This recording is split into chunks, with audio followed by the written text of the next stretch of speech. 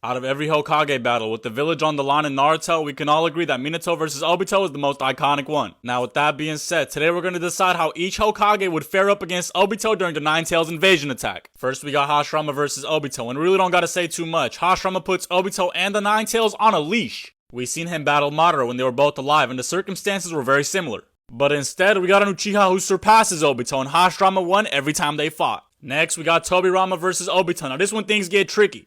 This goes back to one of the most debated Naruto topics of all time. Who's stronger, Minato or Tobirama? Look, if Tobirama uses every jutsu in his arsenal, we're talking Flying Raijin, we're talking Edo Tensei, we're talking Multi-Shadow Clone Jutsu, we're talking Explosive Paper Bombs, then he'll most likely take the W, but this one it gets controversial. The Flying Raijin is the biggest contributing factor to why Minato won against Obito. So then the question arises, can Tobirama utilize the Flying Raijin to the same caliber as Minato? Minato teleported a tailed beast bomb like it was fucking nothing. Tobirama might have invented the Flying Raijin, but he did not perfect it like Minato. I'ma let y'all help me with this one. I think Tobirama takes it extreme diff. Now for the third Hokage versus Obito, I think the third Hokage would have a very similar situation as Minato. Let's not forget, the third Hokage was present during the Nine Tails attack. He was leading the front troops. Conveniently enough, the third Hokage also knows the Reaper Death Seal, so he just used that to get rid of Kurama. But of course, that's a sacrifice, so he'd end up dying too, just like Minato. And it's important to mention that Hiruzen had the longest reign as Hokage, all the way up from 18 years old to 69. So if we're talking prime Hiruzen, who's regarded as the strongest shinobi of all time, so ideally that'd be him at 24 years old. He might not even need the Reaper Death Seal in his prime, he'll just pack Obito and the Nine Tails up.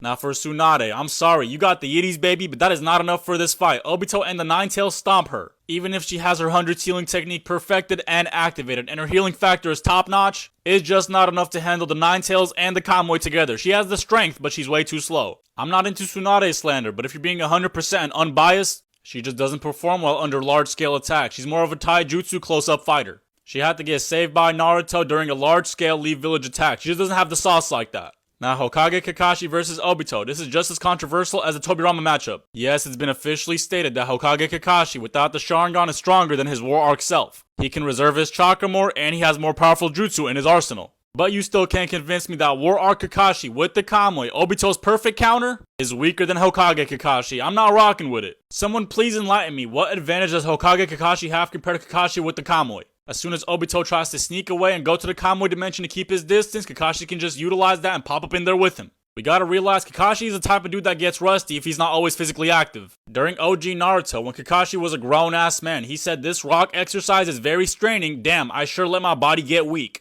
That was basically an implication by Kishimoto that Kakashi was a better fighter during his Anbu days compared to his OG Naruto days. The statement that Kakashi is stronger when he's Hokage doesn't mean he's a better fighter, that's all I'm saying.